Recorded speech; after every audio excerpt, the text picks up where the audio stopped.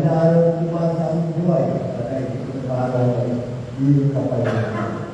Salamat po sa itong araw ng kanyang na kami ay kasama mo at kailangan ko spiritual at unang na dapat ng pusigit sa iyong mga.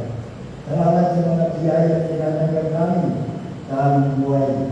Gawa ng Diyos na nagkakaroon. Salamat sa mga namumuno sa lahat ng antas ng pamumuhan. Ikaw Diyos ang aming patuloy at Diyos. Salamat ng marami sa iyong pagpapalaw spiritual at hindi sa lahat ng pinatuloy mga salita sa pagkakagawa ng aming Diyos na buhay. Nagkasalita sa amin sa pagkakitan ng iyong lingkod, sa pagkakitan ng iyong lingkod ay nakuha namin ang iyong mga salita. Kaya salamat ng marami sa iyong kapagkagawa sa amin. Salamat marami po ito sa pangalan ng Kristo. Amen.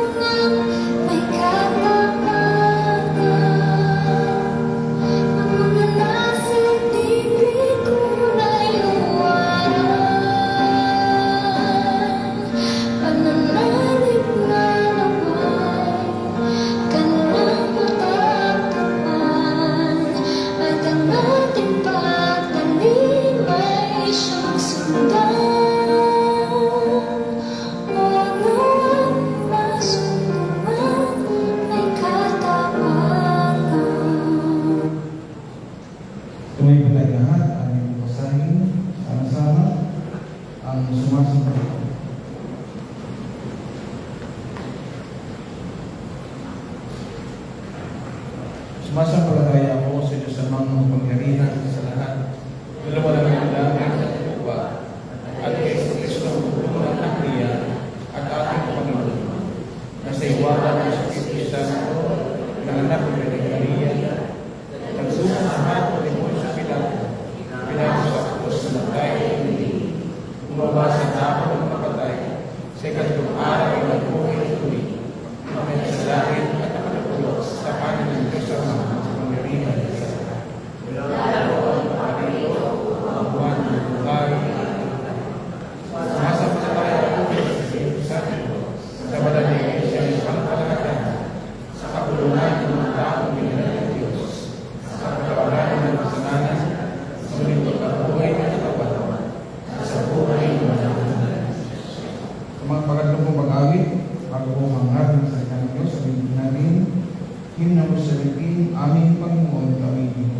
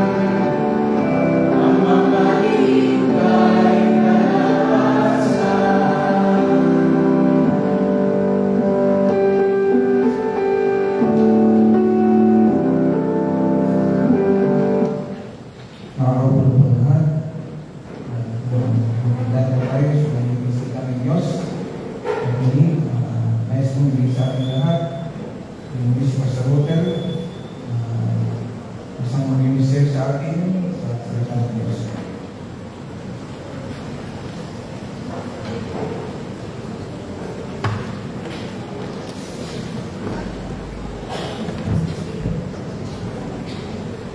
So, magandang umaga po sa inyong lahat at isang privilege ulit na makapaglingkod po sa inyo sa pamagitan ng pangangaral ng salita ng Diyos. I just want to share, naalala ko lang, sabi ni Pastor Pilar sa akin, subukan mo na mag-preach ng 2 beses sa isang Sunday at blessing siya. Pero hindi yun nangyari dahil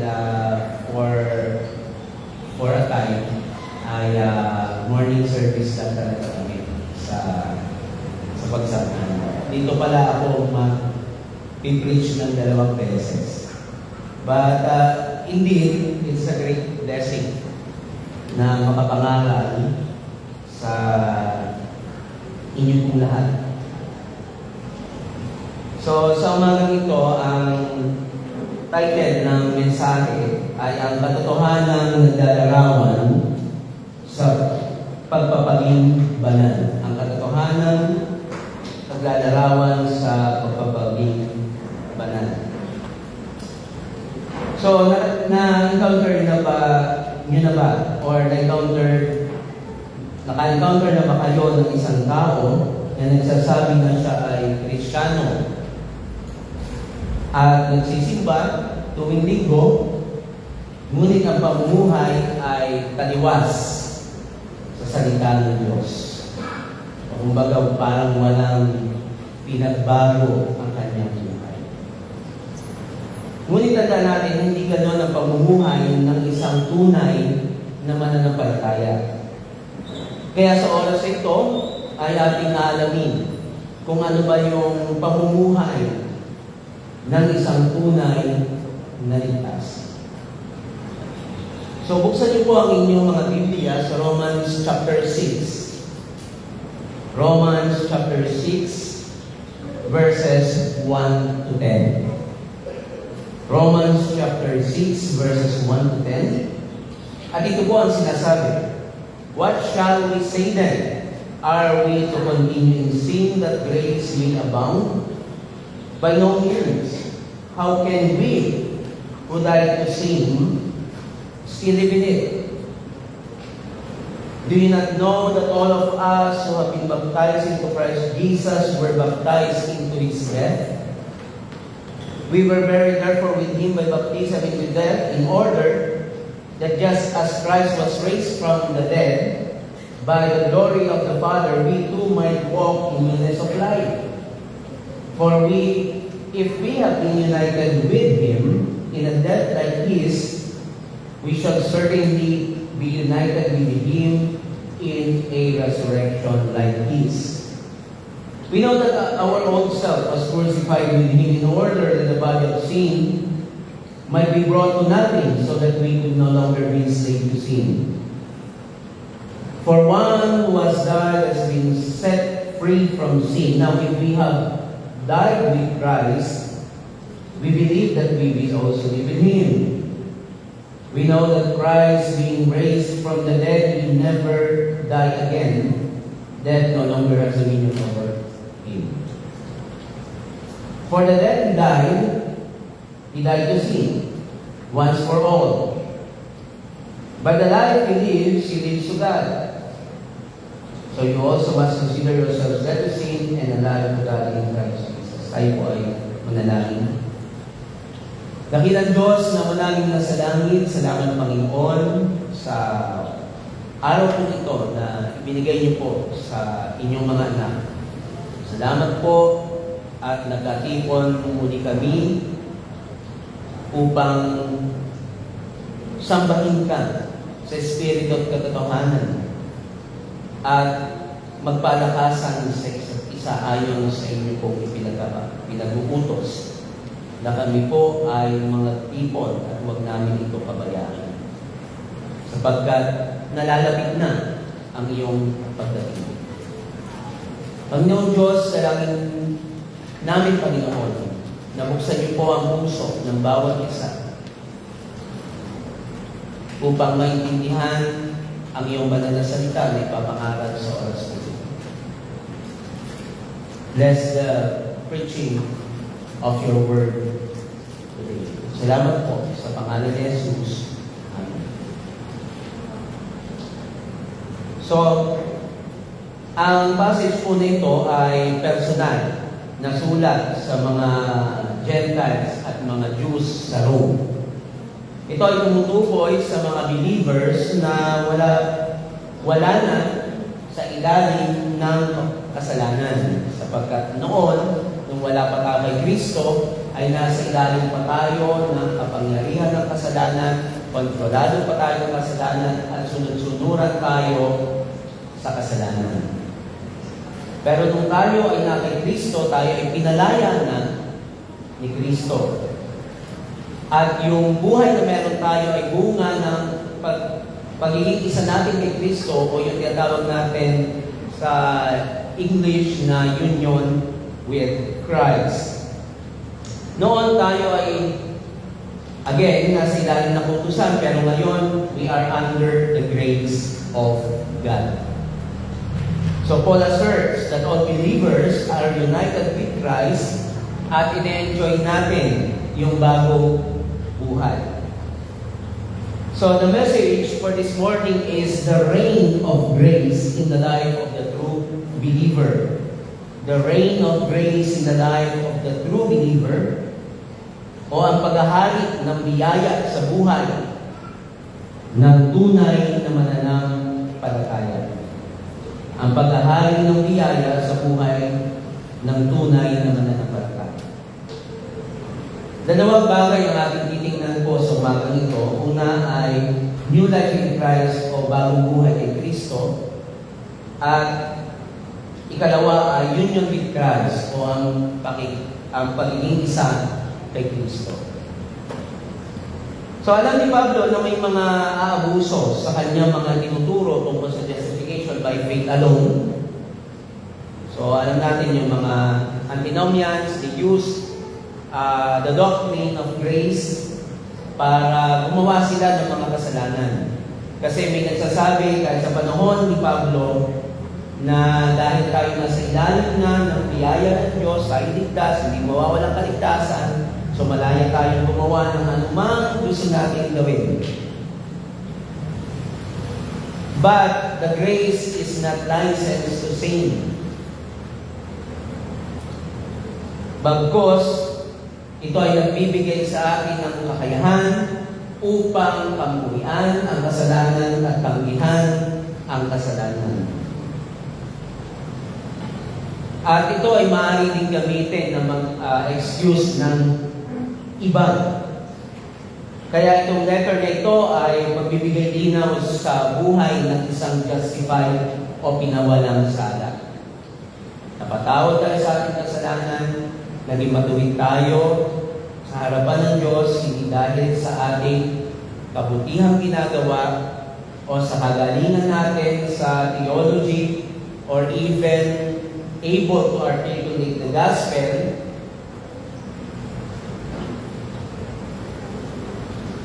kundi ito din ay lalo pa magbibigay linaw sa atin kung ano ba ang isang tunay na mananampalataya. Ano po ba ang pagkakaiba nito ng justification at sanctification? Sabi sa Westminster Larger Catechism, question, wherein do justification and sanctification differ? Answer, although sanctification being separately joined with justification, yet they differ in that God in justification imputed the righteousness of Christ. In sanctification, His Spirit infused grace and enabled it to the exercise thereof. In the former, sin is pardoned; in the other, it is subdued. In other words, ang justification, pinawalang sala tayo, at yung righteousness of Christ ay binigay sa atin o binigay sa atin.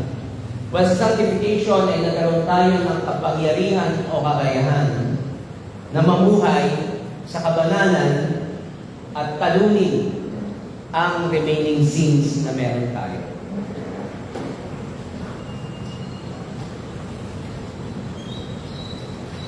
So, tutungayan po natin ang unang katotohanan sa pag-aaral natin ito. Una, new life in Christ. Muli nagpatuloy si Pablo sa kanyang pagtatanong at pagsagot or question and answer style upang bigyang diin ang kanyang itinuturo.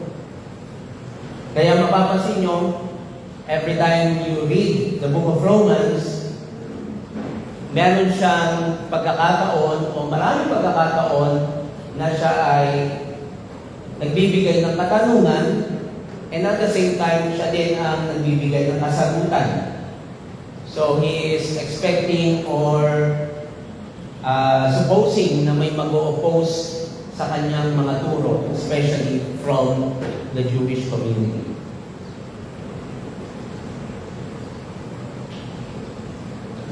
At ito ay tumutukoy or tinutukoy niya ang katotohanan sa buhay ng isang mananampalataya na kay Kristo.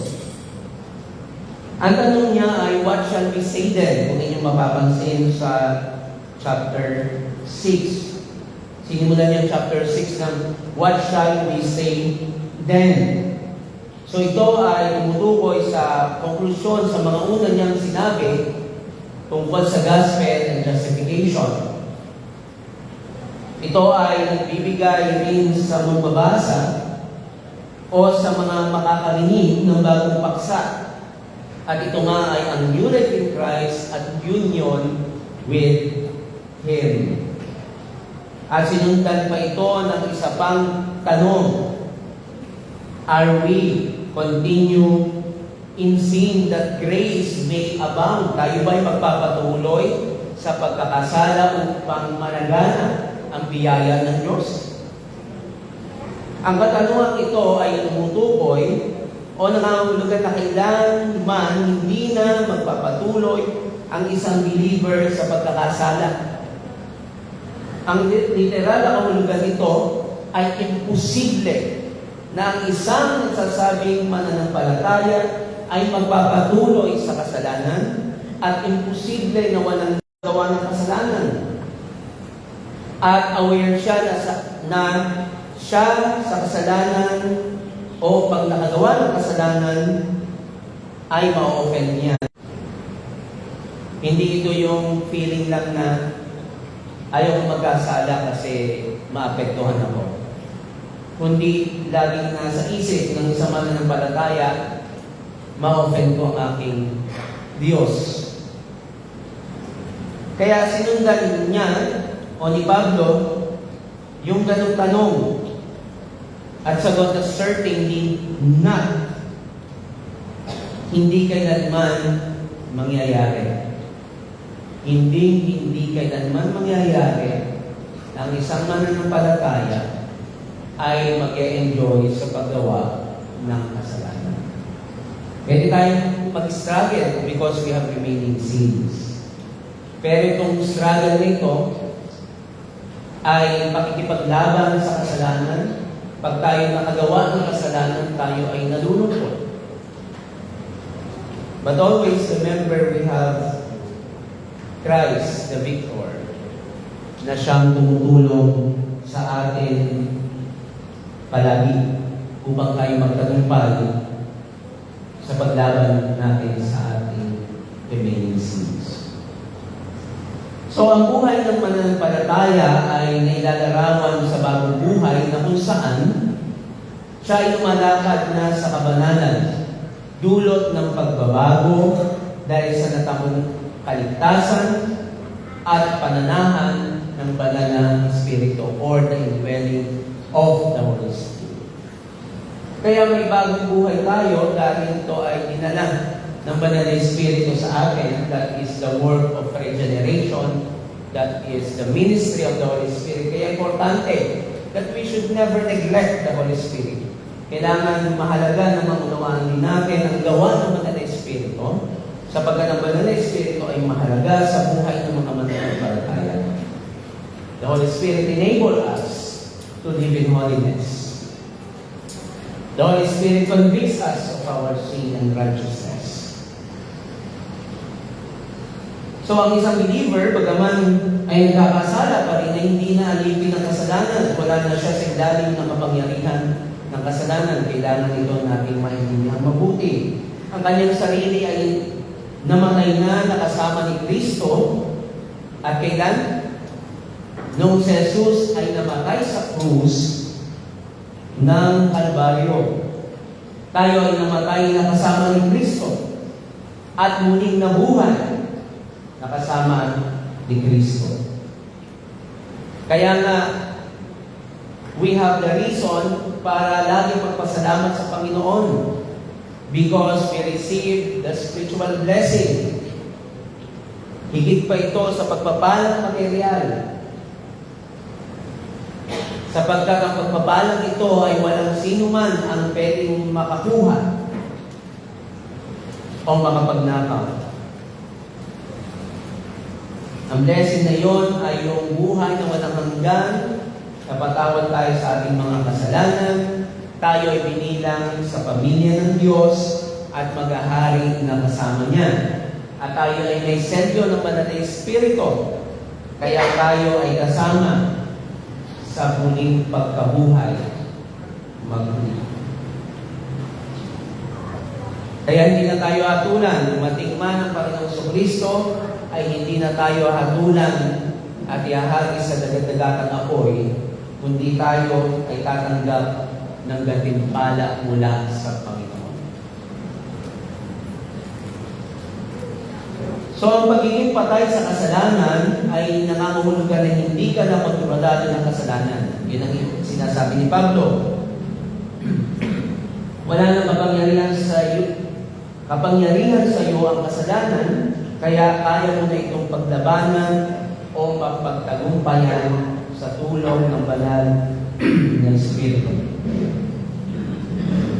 The grace of God conquered sin, and since that grace abounds, we are more than conquerors through Christ.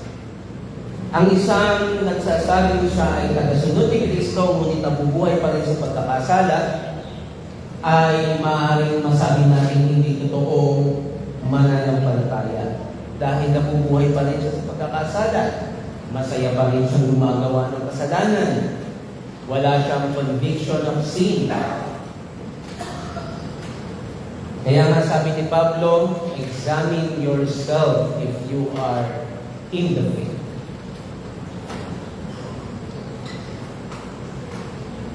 Ang isang tunay na mananampalataya ay may ginagawang buhay, imperfect, hindi perfecto, yet fighting against sin by the grace of God. We should mortify our sin. Dapat pinapatay natin ang ating kasalanan araw-araw. May talagang madikit na kasalanan at ito yung pinakamahirap na labanan, pero kailangan sa tulong ng biyaya ng Diyos, ito'y inyong paglabanan. Then, let us look at baptism here. Ang primary interpretation nito ay water baptism dahil ito ay pamarahing Diyos na ipakita ang tunay na nangyari sa iyong buhay noon na nanampalataya ka kay Kristo. So, we know that water baptism is one of our sacraments, symbolizes the death, burial, and resurrection of Christ. We are dead to sin through Christ. Our old life was crucified with Christ and was buried, and when we raised from the water, it symbolizes newness of life and became one of the partakers in the day of resurrection, for we will also be raised. Hindi na tayo patay kay Adan, hindi tayo buhay kay Kristo. Kung dahil kay Adan ang kasalanan at kamatayan ay pumasok sa sangkatauhan, ngunit kay Kristo pumasok sa taong buhay na walang hanggan. Sabi ni C.H. Spurgeon, "The operations therefore of the Spirit of God forbid that a saved man should live in sin. He is dead. He is raised into newness of life. At the very entrance into the church, in the very act of baptism, he declares that he must live after another fashion, for has not been raised again the life and raised again in every deed from the dead." So ang hamon ko po sa inyo ay kung ikaw ay nagsasabing Kristiyano o tagasunod ni Kristo, ngunit may unrepentant sin ka, o ayaw mong pagsisihan yung kasalanan na yung ginagawa, and you are still justifying it, siyasatin mo ang iyong sarili. And if you are a true believer, repent and surrender fully to Christ.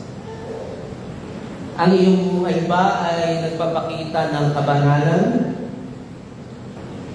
Ano ang nakikita ng tao sa iyo? Ng pamilya mo, ng kaibigan mo, o ng kapitbahay mo? Yung buhay po ba ninyo ay nagpapakita ng biyaya ng Diyos?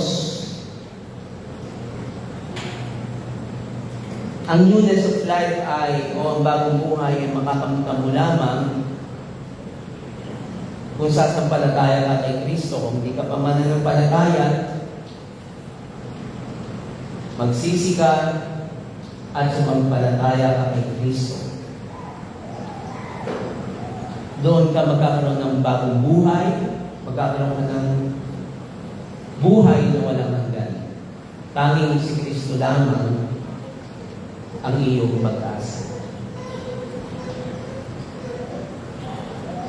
So tulad ni Martin Luther, nag-struggle siya sa kasalanan, and even to the point na munti ka na niyang sumpay ng Diyos o kamuhian ng Diyos. Ngunit nung nabasa niya ang Book of Romans, especially the verse justified, the righteous shall live by faith, naging malinaw sa kanya itong talatang ito. At doon nagsimula ang kanyang pagbabago. Hindi dahil binago niya ang kanyang buhay, kundi dahil nakilala niya si Kristo Jesus na pinakikita ng salita ng Diyos. At ikalawa ay union with Christ. Paul again emphasized our newness of life through our union with Christ. Sinasabi ni Pablo na ang pakikipag-isa kay Kristo ay pagkakaroon ng bagong buhay. Ang tinutukoy dito ni Pablo na free from sin ay ang ating justification o pagpapawalang sala. Pinawalang sala ang lahat ng mga mananampalataya at ang bunga nito ay bagong buhay. Hindi na dominated, hindi na naghahari ang kasalanan sa atin, hindi na tayo kontrolado ng kasalanan, kaya ang buhay ng isang ligtas ay malaya na sa kapangyarihan ni Satanas o ng kasalanan. Kundi ang kanyang buhay ay controlled by the love of Christ. The love of Christ controls me. Wala nang kapangyarihan ng kasalanan sa mga believers dahil sa kamatayan at pagkabuhay ni Kristo. Hindi lamang tayo pinawalang sala at naging matuwid sa harapan ng banal na Diyos, kundi hindi na tayo alipin ng kasalanan. Ang nagwasak ng kapangyarihan ng kasalanan ay walang iba kundi ang ating Panginoong Kristo. Kaya kay Kristo lamang lahat. Kaya nararapat lamang na patuloy tayo magpasalamat sa ating dakilang Diyos dahil sa kanyang ginawang kaligtasan sa atin sa pamagitan ng Panginoong Jesucristo. Naparito si Kristo upang tubusin ang mga makasalanan upang palayain mula sa pagkalipin sa kasalanan at upang hindi na mamuhay kailanman sa kadiliman. We are now walking in light. Dati, by nature, we are children of wrath, pero ngayon ay children of God. Ang ginawa ni Kristo, ang dahilan kung bakit ang mananampalataya ay namumuhay na sa bagong buhay, wala na sa paghahari ng kasalanan. We are under grace. Ang naghahari na ay biyaya ng Panginoon. Kaya tayo nakapagpapatuloy sa paglilingkod sa Diyos ay hindi dahil sa ating sariling kakayahan, kundi dahil sa biyaya ng Diyos. Hindi ka na kontrolado ng kasalanan. Ikaw ay namumuhay na sa kabanalan ng Diyos. Kabanalan. At darating ang panahon na hindi na tayo makikipaglaban sa mga kasalanang nagpapahirap at nagpapalungkot sa atin. Dahil yan yung kasalanan, yan talaga nagpapalungkot sa mga mananampalataya. Nalulungkot tayo pag tayo nakagagawa ng kasalanan. Kaya nga lagi natin dinadalangin sa Panginoon na, Panginoon, tulungan mo ako na mapaglabanan itong kasalanan ito. That is what we call struggle. Struggle tayo sa sin. But even we fail at magkasala tayo, ang kapatawaran ng Diyos ay laging available. Pero we must never abuse grace. Remember, yung grace sa kapag-provide sa atin ng kalayaan sa kapangyarihan ng kasalanan, but we should never abuse grace. And to think na pwede kong gawin ang gusto kong gawin. But actually, it limits us. Ibig sabihin, ito yung pumipigil sa atin na gumawa ng pagkakasala sa Diyos. So kaya, laging nating ipangaral ang Ebanghelyo sa ating araw-araw, sa ating mga sarili. Huwag natin kakaligtaan ang pag-aaral ng salita ng Diyos araw-araw. At ganyan din ang pananalangin. Prayer and the study of God's Word are inseparable. Hindi natin yan pwedeng paghiwalayin. Kaya if we want to grow in the grace and knowledge of God, we must read the Bible every day. Every time you open your Bible, you open the very Word of God. Kaya lagi kong dalangin sa Panginoon, Lord, make me tremble before your presence. Make me tremble as I read your word. Huwag natin ito ituring na karaniwang aklat lamang, sapagkat ito ay hindi karaniwang aklat ng Biblia, kundi ito ay salita ng Diyos. If you want to hear Him, read your Bible. If you want to have fellowship with Him, pray. Pray. Ang isa pang katotohanan, nararanasan na natin ang biyaya ng Diyos at ang bunga ng kamatayan at muling pagkabuhay ni Kristo. Kung wala pa tayo sa final day, sa day of the Lord, pero naranasan na natin yung pagpapalat ng kaligtasan. At matatanggap natin yung full redemption kapag dumating na ang Panginoong Jesucristo. Sabi ni Douglas Moo sa kanyang commentary sa Romans, Christians then are both empowered and summoned to live a new kind of life by virtue of their participation in the death, burial, and resurrection of Christ.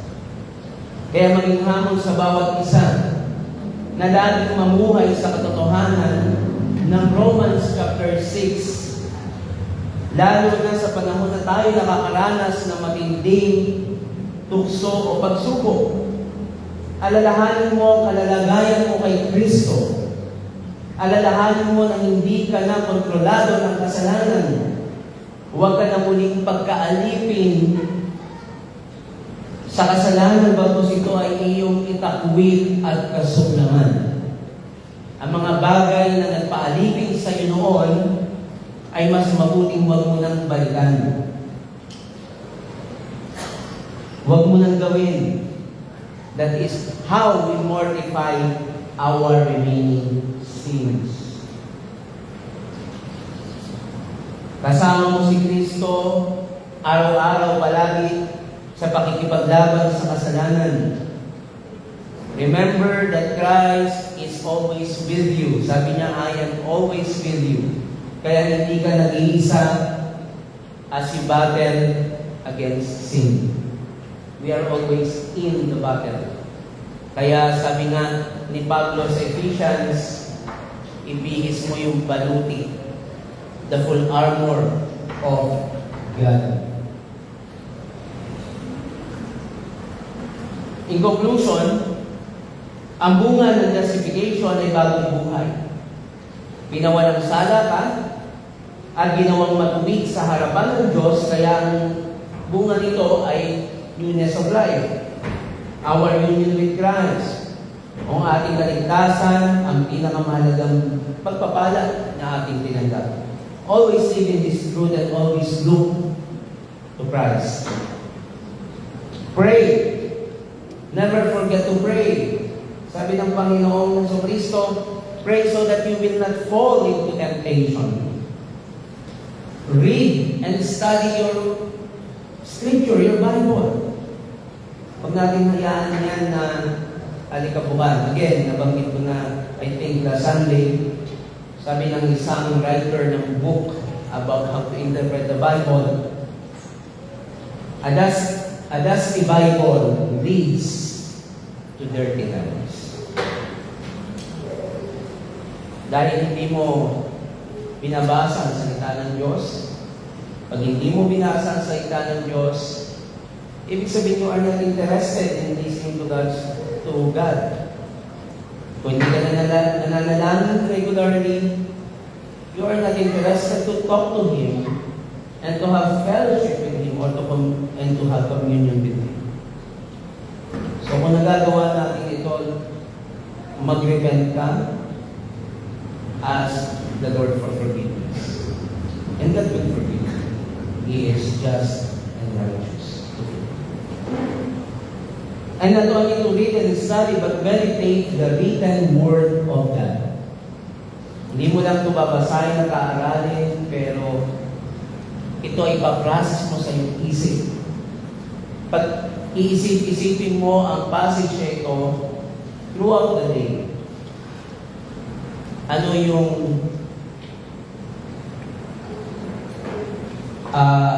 may-apply ko sa aking pinag-aralan na salita ng Diyos.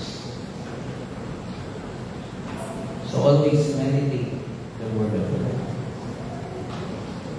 Kasi kung hindi natin ito i-apply, ito ay magiging academic lang, maaaring tatalino ka, pero hanggang doon lamang. Lagi po natin tatandaan, as we study God's Word, we should never forget to apply God's Word.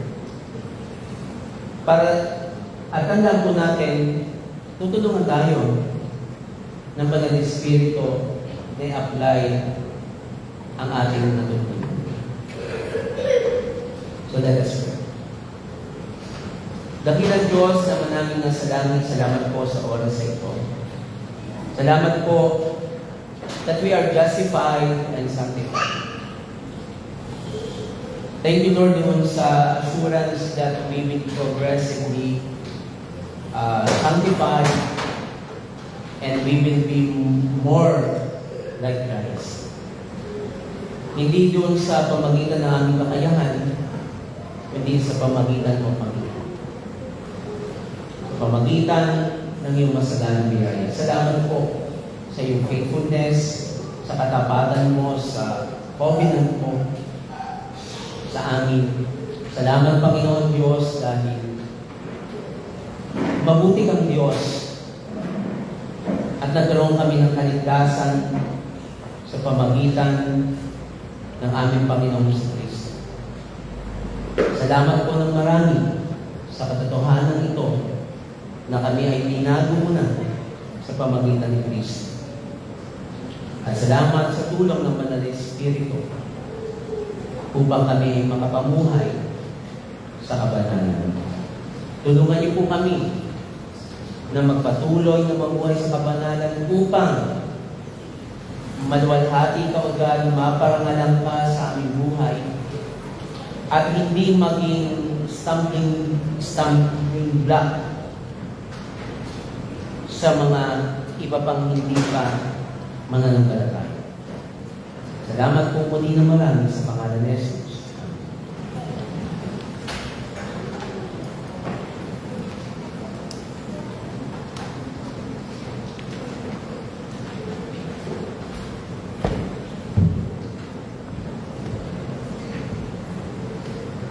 May pinagkakas sa proseso.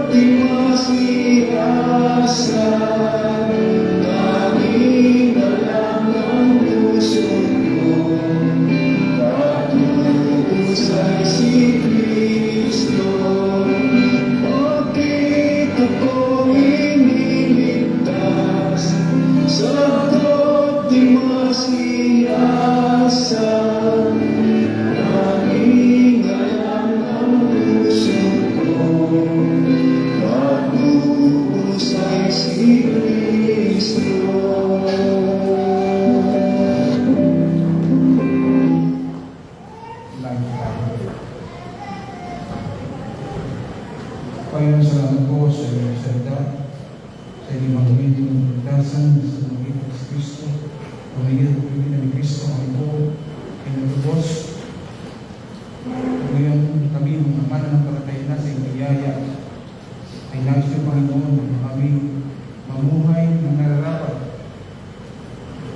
sa napagkatawag sa amin bilang maligtas, na hindi kami dapat na mamuhay sa kasalanan, kundi mamuhay ng maingat ayon sa lakad ng aming Panginoon. Mga Panginoon, tulungan niyo po kami sa pamagitan ng mga paalala ng aming napakinggan ng salita, na walang nawa ay walang katutuhan ang ginawa ng Diyos sa aming buhay, kundi kami maging masunurin sa iyong mga utos sa aming paglalakad ginamang ng pagkaya. Nawa Panginoon din, nabitin rin ang araw nito sa mga hindi mo na kilala sa iyo.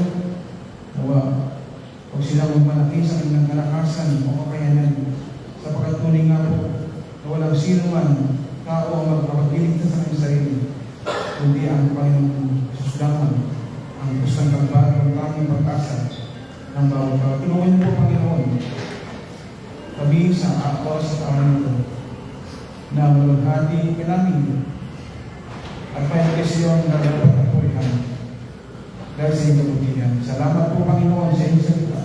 Salamat po sa pagkapala nito na magbahagi ng aming buhay sa pagkakal. Dalanghanin namin na kami mga binago na patay na kasalanan at yung kanyang dapat ang buhay sa kasalanasan ng aming mga naman. Patuloy na kami tulong ng Panginoon na labanan ang nanatili pang kasalanan sa aming mga puso. Patuloy nga po dito ay aming patayin, labanan araw-araw sa pamagitan na inyong Espiritu. Salamat po, Panginoon, pinupulito sa salamatan ka namin sa iyong kapurihan sa pangalan ng aming Panginoon Jesus. Amen. Salamat po.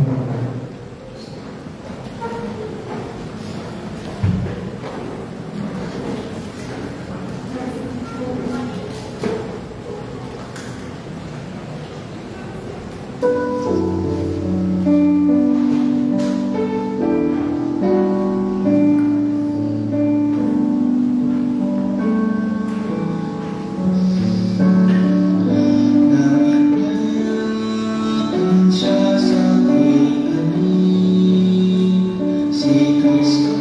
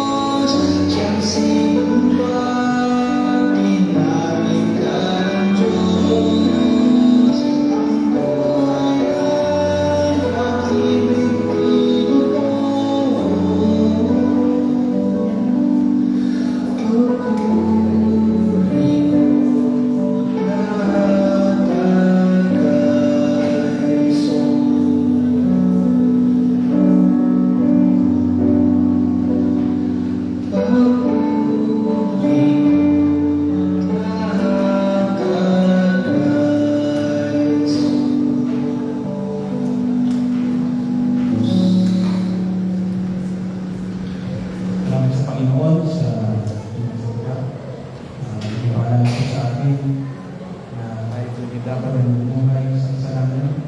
Hindi tayo patuloy. Pag naman tayo sabi na doon, ang buhay Kristyano ay patuloy na pagkakita na pakipaglaban na hanggang sa mundo, kamunduhan, Satan, at din sa ating sarili. Kaya meron tayo namin kasalanan sa ating mga puso. Pagkat nasa ating yung biyaya ang pagkawalan ng Panginoon. Pero pinawin ng Panginoon, hindi tayo dapat magpatuloy sa kasalanan. Pag meron kakasala tayo, hindi tayo natawag sa Panginoon. Hindi natin biyaya para tayo magparumpay din sa ating Panginoon. Para